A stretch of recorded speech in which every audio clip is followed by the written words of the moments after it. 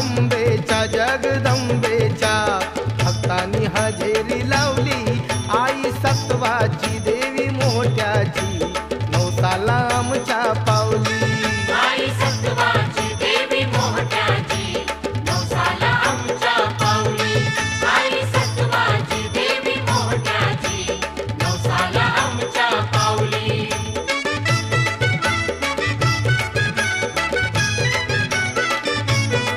हाती घेऊन पूजेचं ताट भक्त जातात काढून वाट आई अंबेची घेण्यास भेट येई भक्तीचं उधाण मोठ उंच डोंगराला तोंड पूर्वे